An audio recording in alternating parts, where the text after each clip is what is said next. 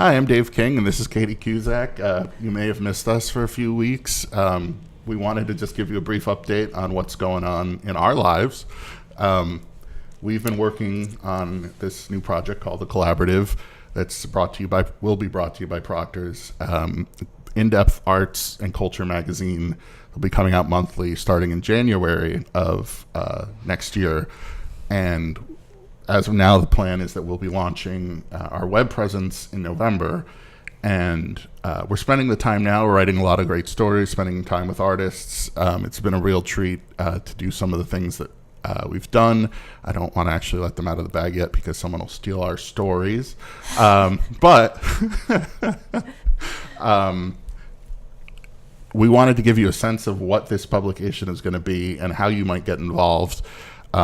And Katie, I know you've talked to a lot of people in your circle about the columnist thing. So why don't you tell people how they might reach out and what we're looking for? So basically what we're looking for is any local creative who's involved in a genre of film, dance, visual arts, music, theater, food, fashion, style, technology. Basically, if you're doing any kind of creative project and you want to highlight it, you want to support it, you want people to know about it, and you want to share sort of your take, your knowledge of how you got to your position, how you've developed your projects, your events, your art. And we are taking submissions from anyone with a little writing sample of yours, and we want you to be a part of this project as much as we are, essentially. So you would have a piece in our little magazine pie and be writing about your experiences, and maybe we'd give you a theme or a topic to write about, like challenges that you've come across, or how you've gotten to work with other artists maybe in a different genre than yours in the arts community, or any sort of like financial roads you've taken. You know, the list goes on. But we do have links that are available on both of our Twitter accounts right now. We will have more of a social media presence soon. Yeah, we're building it up because we want it to be comprehensive for everyone, and not just like slowly leak things. And we want it to look good and present itself well. And you should check out the Instagram page that does exist. It does exist. It's collaborative_mag on Instagram. There's no posts on it yet, but you can find the link for the submission form in the bio there. It's also in the bio of the Alt Weekly Instagram account if you're still following that. So you can find it in a bunch of different places. I think a lot of what we're trying to do here by bringing in columnists and creatives from the area are, we hope established folks who have been doing this for years can not only share what they think is going right in the area, but also spotlight some of the folks, younger folks, and offer guidance, give them a sense of how they made it, how they how younger folks could get involved and sort of reach their position eventually. Not everyone wants to be an artist to make money, and not everyone wants to do it as a full-time job. So we'll be offering views of how to make it work on so many different levels inside the creative process, exploring the economy of being an artist, and how to if you do want to become more professional, how to take that step. And we hope the younger folks and the folks who are just getting into the arts will be able to tell us what they need, the kind of support they want, the connections that they'd like to make, and all of that, and also perhaps bring the more established folks a sense of what's going on now, so that we're all in this connected conversation that will be ongoing as part of the collaborative. So we really value your voice. We really want to make sure that folks on all levels can access the collaborative and get their needs out there and their experiences. So that's one part of this. And we'll also be looking to bring on some freelancers and talk to folks about larger events in the area. This podcast will eventually become a lot bigger, and we'll be having a number of guests, and we hope to have feature folks who are working on projects and have their art, whatever it might be, featured, whether it's music or visual arts or film. Spoken word. Yep. All of that. We want to feature you and give you a chance to reach more folks. So you can email me and Katie, both right now at... Our emails have changed. And if you're emailing us at the alt, it's not even, it doesn't exist anymore. So we can't access those email accounts.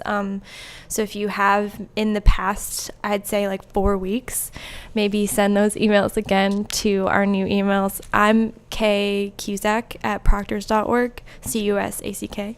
And I'm dking at proctors.org. Yeah. So let's reconnect. Please. It's been a while. And going forward, we'll also have a lot more structure in terms of providing you the best events and all sorts of stuff that you can get up to week. This week, we're presenting an interview with Dan Paoletti about B-Side Fest, and it's really in depth, and Dan has a lot to say. He's really insightful. He's someone who's been involved in the community, the creative community for years, and has really made an interesting niche for music in the area through house shows and this recording collectives.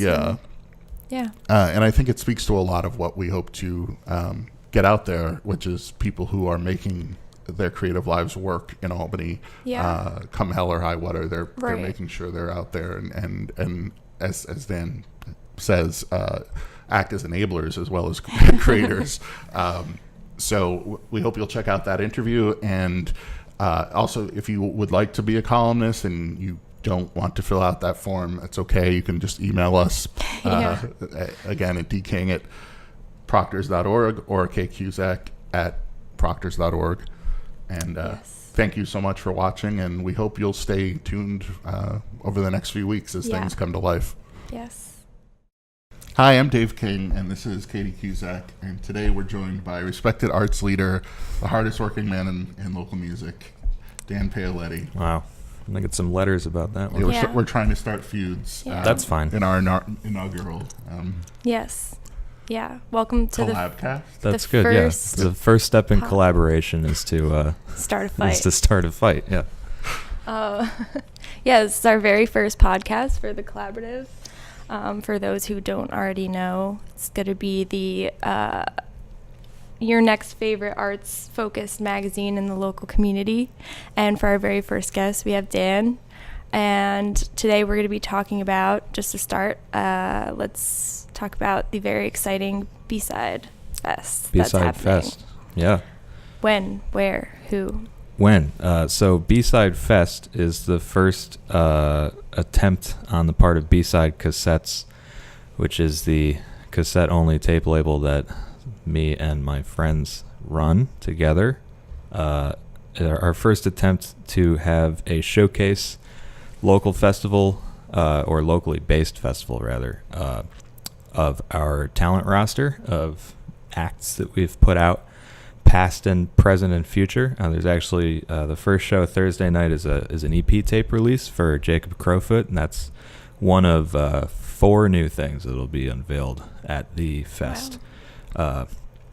In various stages of recentness. We'll also have shirts, so I guess that's 5 really. I'm having a hard time keeping track of what it is. It is very exciting, I'll give you that. So it's October 11th, 12th, and 13th in Albany, New York at 3 different houses.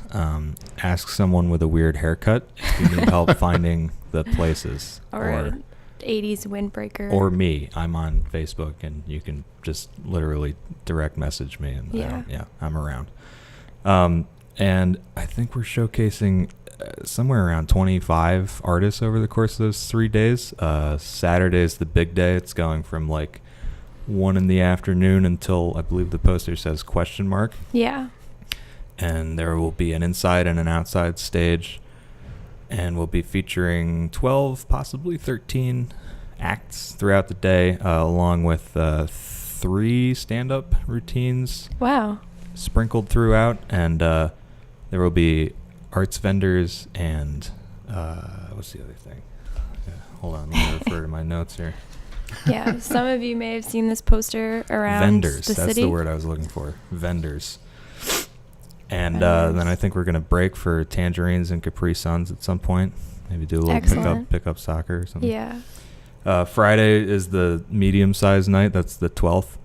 It'll be at a different house called the Orange Peel. It'll be a early starting but late going show, and nothing bad will happen. And Thursday night is at the Storied Chateau venue, which is on the 11th, and that is the regular-sized show for those of you who have regular-sized endurance. But we hope to have a great turnout because we have a lot of people coming in from out of state, out of town, and we think this is going to be a great showcase for one of our favorite and most vital and most important and hardest working segments of the local music community. Yeah, absolutely. So Katie talked to you about this in an article she wrote for the Alt, RIP. But how did you decide to start doing tapes? I mean, I know they're more popular lately, but what were the sort of motivations? So I was brought into the idea. I personally did not decide that, though I've definitely come around on the idea. So it was my friend and close associate Martin Pohl, who is the founder of B-Side Cassettes, who started it in Queens, New York, to put out a comedy tape that he made called Tony Smith's Guide to the Internet, as narrated by Tony Smith, which is the second roster release after the first one, which was BSC 001, which is Dank Wolf. Wolves can't F-word with me. Can I That's swear very on here or no? respectful, I should thank probably you. not. No, go ahead. I can. think Wolves it's can't okay. fuck with me is the Yeah. title of it, and that's a math rock scrams EP thing. It's loud, it's funny, and then it's immediately followed by this just routine, sort of like stand-up bit thing that Martin did, and it's hilarious. And I did music for that, and then the third thing ended up being an apostrophe S record that I had done, and then really testing myself here. The next thing was another comedy. It was a comedy and music split. It was a Ken Burns and Iliali Excellent. split. So half was music by a Philly noise songwriter artist named Iliali, who we're friends with, and side A was me doing music again underneath a Ken Burns narration of random selections from, I believe it's Ken Burns' Guide to Human History or Civilization or something. It's just like random excerpts being read with the Civil War music kind of in the background. Love that. And then we did the first Jouska EP through a series of happy coincidences. That's kind of where I started sort of being involved in actually coordinating things by making a suggestion. And then after that, we did another Michael EP, Sands, which has just been reissued by Top Shelf Records.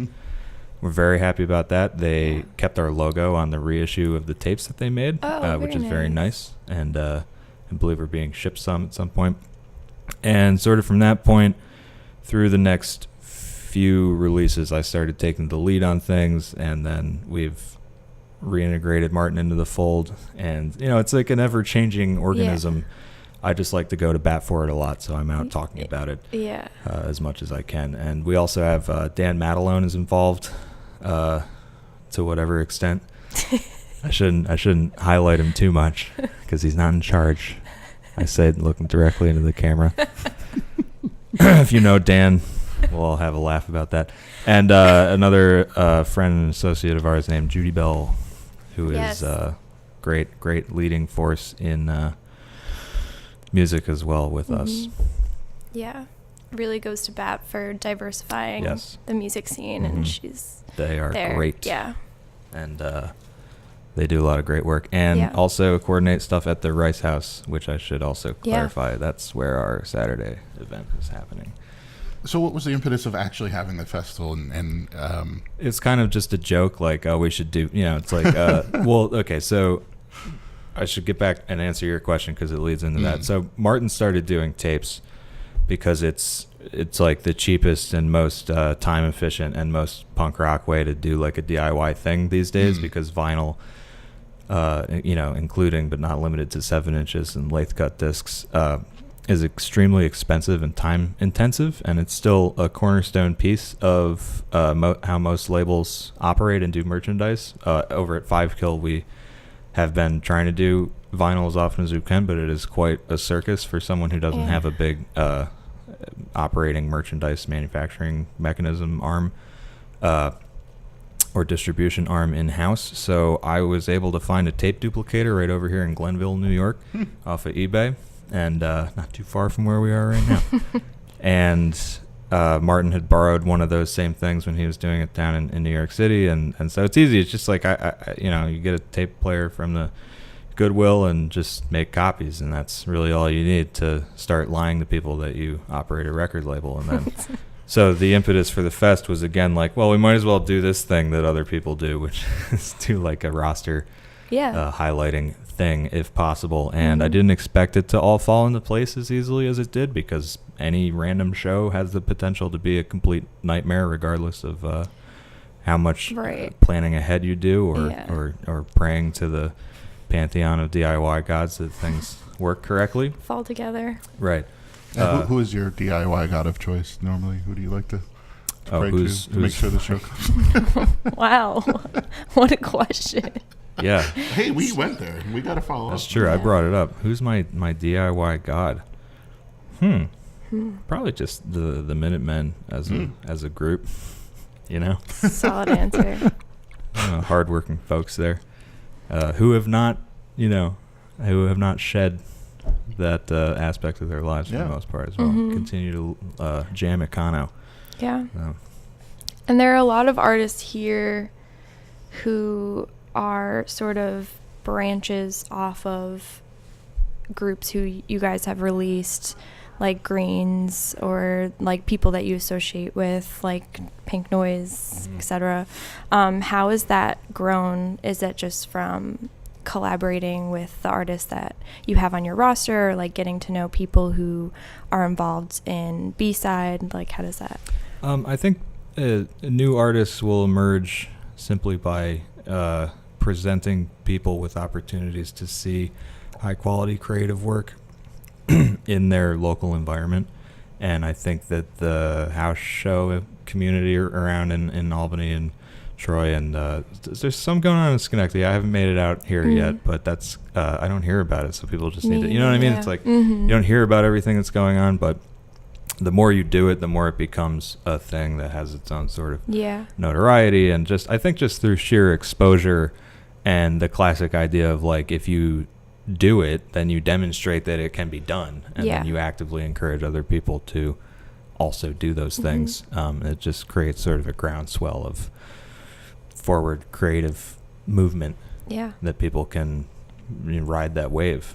So I don't think it's, I wish that we had more people that I didn't already know from other bands, because that would mean we were doing a better job at outreach, or at diversifying, or at like at least getting audiences into the environment that hadn't been there before.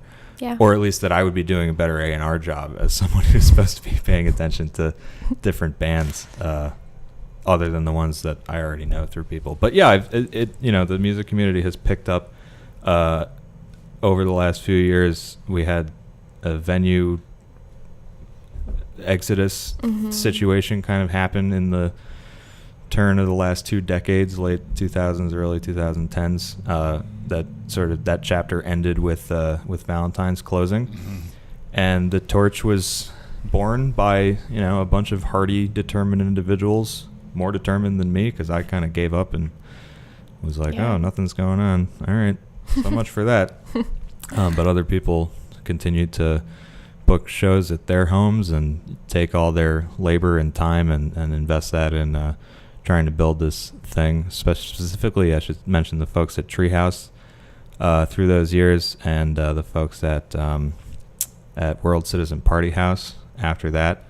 Those two really, I think, carried the flame through the darkness for what is now. I mean, there's like, new house places starting up like every month, and everybody feels like, oh, I can do this too, and that's kind of like the idea behind it. So as part of the collaborative, I mean, one of the things that we really want to focus on is the sort of environment the local environment for creatives. And obviously, you went to school for the stuff you do in the area, and obviously, despite some of the challenges with venues, you stayed and you've been invested. So I'm wondering, first, what made you become so invested in the area, and second, what could make it better? So I have actually lived most of my life in this area. I grew up in Del Mar, moving around different houses in Del Mar through high school. Went to NYU briefly, came back, lived in Connecticut briefly, came back, and I've been here since then. So for between 5 and 6 years, I've been back. And my, biggest embarrassment is that I've been trying to solve this problem for that my entire life has been spent being sort of I'm upset about this area. It's not good. And then second guessing myself and saying, well, why don't I think it's good? And it's just been a slow process of me banging my head against the wall trying to figure out why it makes sense or doesn't make sense. And I think again, it's like I just said, it's because someone demonstrated that it was possible. I then got reinterested in it.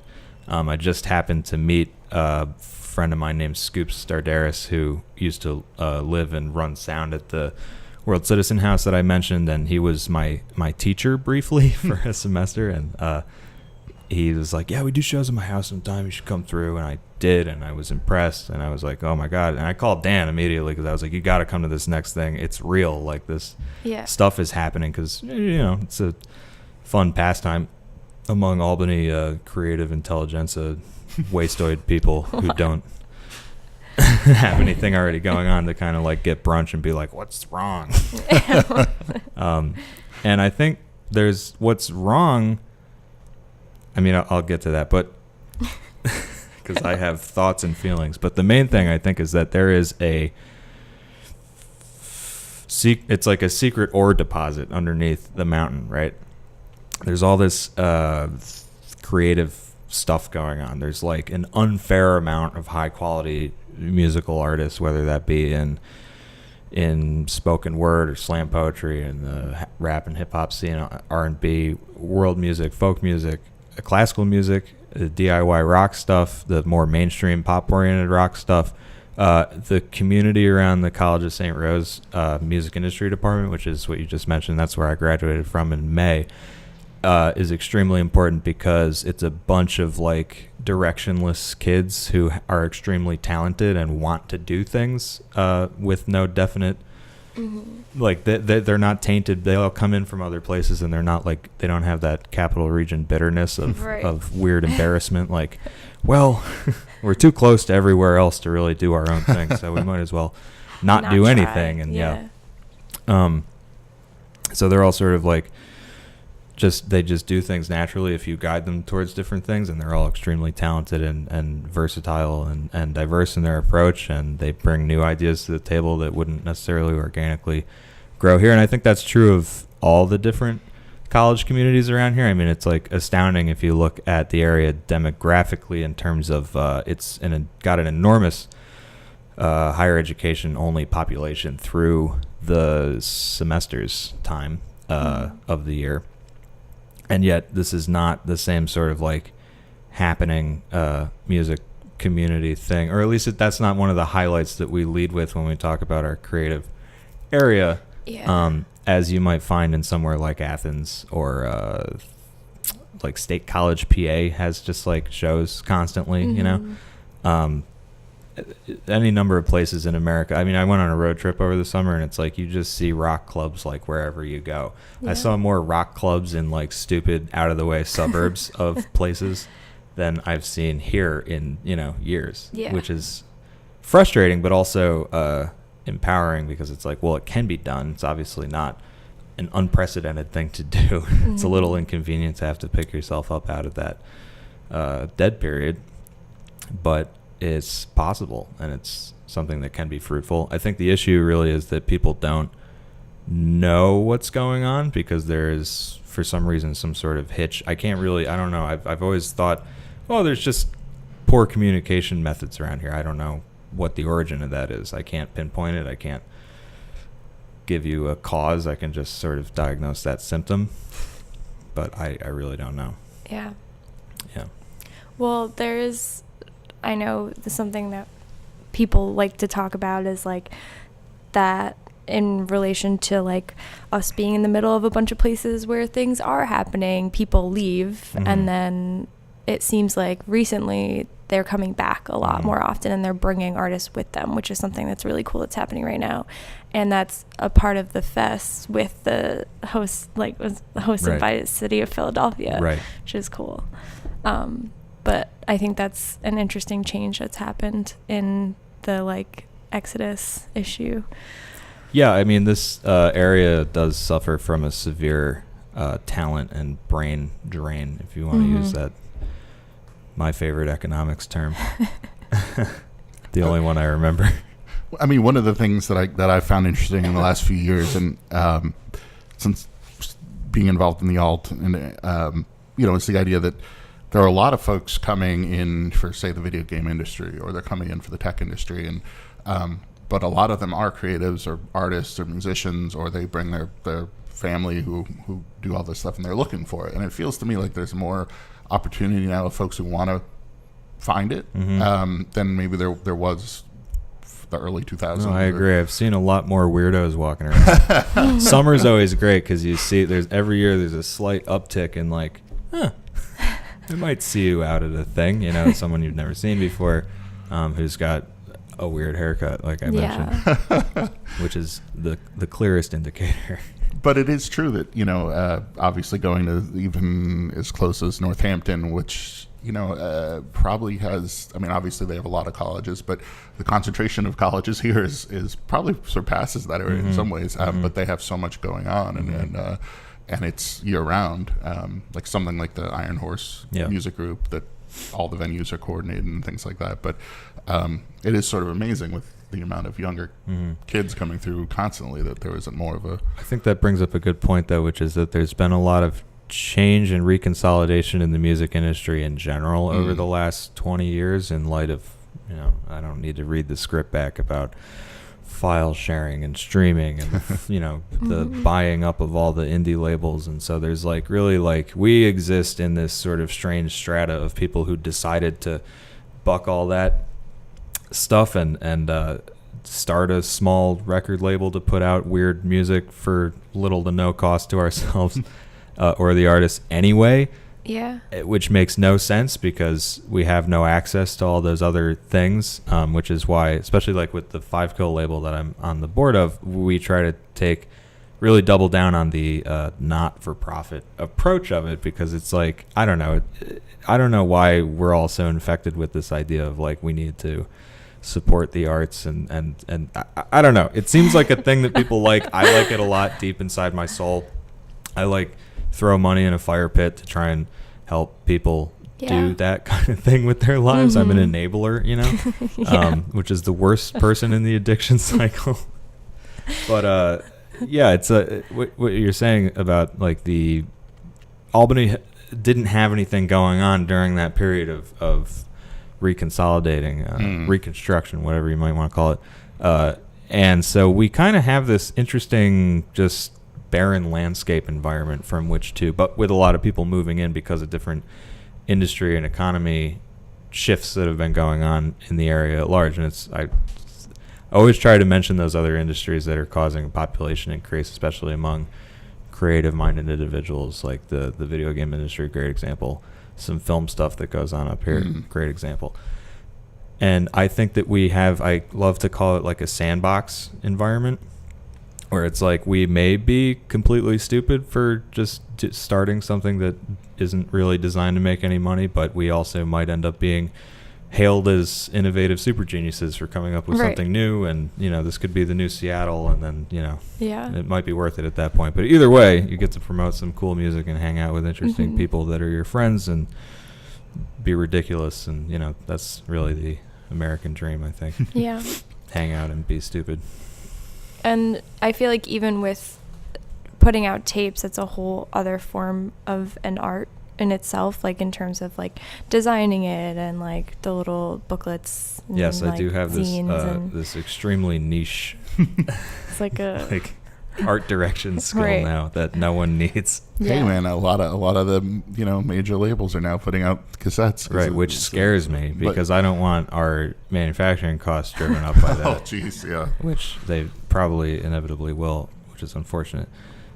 It's, the music industry since the 90s has been constantly scouting at those sort of low underground level to see like what people are doing outside of their fence, and they continually reappropriate that for their Yeah, own they purposes can and snatch sell it it back to back. people who aren't paying attention. Yeah. I want Albany to be a place that doesn't get stuff sold back to it. I want it to be a place that takes pride in its own creative landscape, and I think that we have a weird psychological hitch against doing that. I think we have this weird self-hating Midwestern thing, but we're not even polite to each other. So we're just kind of like the Midwest without the manners, or like a college town without any art kids. Like, Yeah. just like, and everyone hates everything, but like they still hang out and do stuff. It's like, Yeah. I don't know, like what Yeah.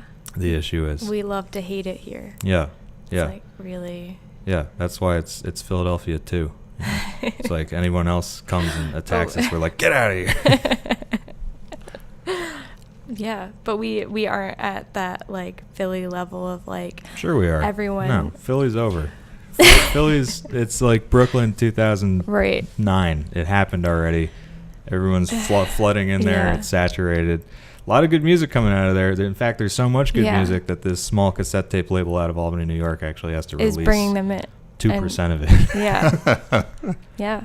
So, that's part of the longer term strategy to get everybody to come here. Right. If everyone who owns all those warehouse buildings downtown would stop building condos in them and just maybe rent them out for a reasonable cost to people who might want to live here for not that much money because they can't even do work in their field Mhm. because the economy isn't here to support that kind of thing, because you think that all artists have to just suffer unequivocally Yeah. for their work, and that's what makes it good, because you have this weird ingrained Protestant self-hating thing that guides the American consciousness. That would be great if you did that, if you just lowered the rent overall in general, because that's one of the biggest It's things we have going for really- us right now, is that it's not Yeah. it out of the realm of possibility to rent a Yeah. 2-bedroom apartment. The affordability thing is what could get us a Right. lot more growth from people escaping the city because there's no Right. transit and you can't afford to live there. But If we implemented, region-wide rent control, first of all, everything should just be one city. I think we should I cut this agree. crap with everyone's different in it. You got to pay 60 cents to drive from Albany to here for some reason, and on the way back. Yeah. Just cut the crap. Troy's part of Albany, Bonanza's part of Albany, Latham's part of Albany. Bring everybody in. It's all just Jeez. big Albany. This is what's gonna start the fight. Then Yes. whatever, fine. See, that's you're not wrong either, and that's dumb. Glens Falls and South Glens Falls are the same place. No one cares. They're all part of Saratoga. That's Schenectady, true. Scotia, Glenville, and whatever the other one is are all the same thing. Niskayuna. Niskayuna, right? Yeah, that's all just I don't. But I mean, Transportation infrastructure and region-wide Yeah. rent control as a result of people can get consolidating as around one urban and- environment. Boom. Well, you Yeah. get to an interesting point clearly about rents and all these luxury apartments and condos being built, and it's funny because in New York City, obviously the journalists are more tuned in to affordability. Not that means there's more built, but here it seems like people write and sort of celebrate these developers as though they're the godsend, and when Yeah. they say, "Oh, we need to create these luxury apartments because Like, it's the who only can way live we'll there? make money," but yeah, It's the same problem I just mentioned with the music industry self-perception thing. It's that we're taking these ideas that other places have implemented that aren't working for them, and we're going, yes, thank God. Like when let's talk about Stax Espresso, one of the most wonderful examples of a business bucking against this sort of like cultural malaise situation that we all know and hate. Stax started just two guys, some money, and a will to spread the love of fine coffee. And that's like, it's you can kind of split this decade into like pre-Stax and post-Stax, at least as Albany is concerned. Wow. I hope y'all get one eventually, I'm sure. Oh, we are. It's scheduled. Oh, you are? Yeah, I mean, I live in Albany, so I already have one. But Right. But being here, yeah, apparently the Great. Stax is on the way. So that'll be Stax 5, I think, Right. and they've rapidly expanded over the last 9 months, which is great because they're doing really well, because they were just like, oh, look, a market niche. There's no there's coffee shops, but there's no coffee shop. If you ever go on tour, you go from city to city or whatever, it's unfair how many nice, you can sit down and hang out kind of coffee shops there are. And this is not against any other coffee shop, save for one particular coffee shop that will go unnamed. But the point being that they just did it, and then everyone was like, oh good, here's this, and what more people's attitude needs to be is the Stax guys' attitude of being like, we're just gonna do it. And then it's there, and then everyone is like, oh thank goodness, it's been delivered from from the heavens, that it's this thing that if I go down to Manhattan, there's 4 dozen of these in a 3-block radius. I mean, I think they and Superior Merchant both take their craft seriously in a way that I think some people are afraid to take anything seriously in Albany. Right. Yeah, and it's shows are a great way to learn about that, because you see we have one of the weirdest audience sample pools in the world. It's nobody dances, nobody. I mean, there's certain bands that really bring their ruckus, but you go to most shows and it's just a bunch of people kind of looking at each other with that timid are we allowed to have fun right now? What do we do? Yeah. I haven't been to a rock concert in so long. What is this? It's, I don't know. Now it's starting to sound bitter. I'm trying to encourage everybody. That is notoriously the setting for New York City as well. So maybe it's a New York thing. If you want. I mean, New York is just there's a lot of great, hardworking people that live there that go completely unrecognized and underrepresented in their political process and in their cultural projection of what they are to the rest of the world. And I think that's a sham. Specifically, of course, I'm talking about minorities and people of color and people of foreign origin who live and work in the kitchens and janitorial staff and on the public transportation, and making that city really function the way that it does. And then there's just but then what it is outwardly is just this playground for people to go and pee in public and light stuff on fire, and but they have coffee shops and they have poke bowl bars, and they have artisanal brunch things and artisanal ramen. Yeah, that's cereal bars. Yeah. Do we want that here? My worry is that people who can facilitate those things because they have a certain amount of money are just going to be like, well, yeah, of course we want those things here because I want them here, and I'm in charge and you're not. And exactly, and it's been done before. And we will just bumble through another 3 decades of the locusts will come in and spend all their money and move away when that economy collapses, and we'll be left with the same thing and no sort of sense of civic pride or personality at all. Albany has a lot of personality. I think that's a misperception. I think that we don't see it because we're in the middle of it. But I think that we really own that, that phrase, keep Albany boring. Right. First of all, it's not original, it's derivative, so that's funny. Yeah. And then it's also the negation twist on the original phrase. It's not a self-pride thing. It's we get it. Kind of thing. That's why we all think it's funny. It's right, exactly. It's the joke. Perfect turn of phrase to describe the mentality around here. And I think that's how everybody basically feels about it.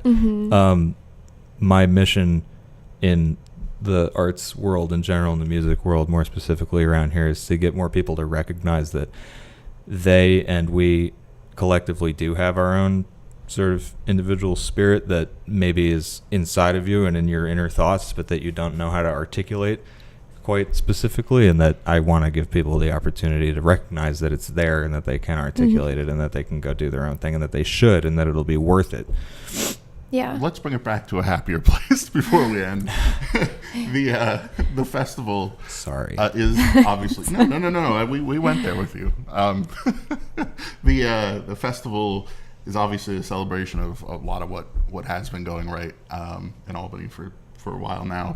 How do you suggest someone who doesn't have, say, the whole 3 days to devote, take part, and get the best sort of intersection the gist of it?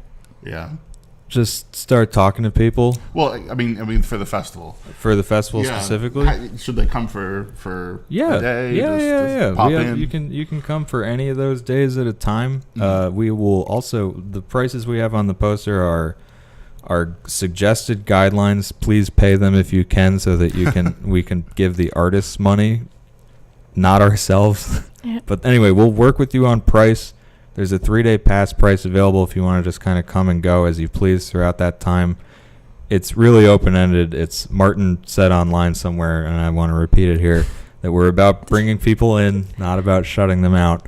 So it's very open-ended. If you want to come, volunteer, help us like build the second stage or something, or hang posters or whatever it might be, and you find us, just drop us a line and let us know. And that's another way to like get involved without necessarily being there specifically. We will do like whatever it is in our power to make sure it runs smoothly, as long as we get left alone. And Right. what's what's next on the schedule for B-side release wise? Do you have anything lined up? Yes, we do have a slate. So I don't think I'm going to be able to say them in order Understood. because I don't have my magic notebook of things with me. So we've just recently announced our first comic book that was co-authored by our founder, Martin Pohl, and a friend of his, Angela Juarez. They were working on it all summer, and we are releasing that as one of our catalog things. Again, I mentioned the Jacob Crowfoot EP release. Jacob is a Philadelphia expat who is also the guitarist in Another Michael, and he's releasing his, I think, second or third EP with us now, and it's great, and it's called Shorts, and that's because all the songs are short, and the whole thing is short, and it's like, if you have no attention span, or even if you do, you might enjoy squeezing it into your busy listening schedule. I think it's great. That's why I'm putting it out on tape. We are releasing the Lone Phone Booth EP, I which really, is really like that one. it's a great little slice of musical pie. It is. I like it too. It is out on their Bandcamp already. However, we are making a limited run of 20 tapes. Each of them Cool. comes with a hand-drawn illustration by Grace Annunziato, the centerpiece of Lone Phone Booth, the Yes. booth themselves. So exciting. What else is going on? I feel like so we did a compilation release last year that's called Juicy Fruit Presents the 21 Best Songs in Musical Yeah. History, or whatever the number is, where we did a covers compilation and left it kind of open-ended and let people pick their favorite songs from movies. And so we got a bunch of covers. There's like however many there are, and the tape itself is like an hour and 10 minutes long or something. Yeah. And so we're releasing that on cassette finally, and the cool. proceeds for that go to Estados por Puerto Rico, which still needs our help, unfortunately. So we like to rise up and talk about those issues and raise what little money we can, if we can, Yeah. when we can. And also, we are then later in the year co-releasing the Blue Ranger LP, which is called Saving a Beauty. It's out on 10/26, which is October. Sorry Yeah. about my Time dyscalculio there. It's out on October 26th via 5 Kill Records. There will also be vinyl at some point, so technically it's our first vinyl release, and Martin is mad at me for not putting the logo on the records themselves, but that's okay. So we're doing the tapes for that release. That'll be out concordant with the release of the record, hopefully, if everything goes according to plan. And then later in the year, we'll be releasing a record from a Philadelphia artist named Big Nick, who is a guitarist with a bunch of different bands, including Horse Cops, Blue Smiley. He's currently playing in They Are Gutting a Body of Water, and they will also be on the Friday gig playing as their solo project and in Tagabo as well. So we have a busy Yeah. release roster upcoming. Very cool. And we're really excited about all of it. And we hope that you are too. Well, thank you for Yeah. coming and Thanks spending for some having time. me. Always a It's- pleasure. Yeah, I can't wait to check some of this out. Yeah. Sounds like it's gonna be a crazy weekend. Hopefully it'll be agreeable. And no one will get mad or hurt. Yeah.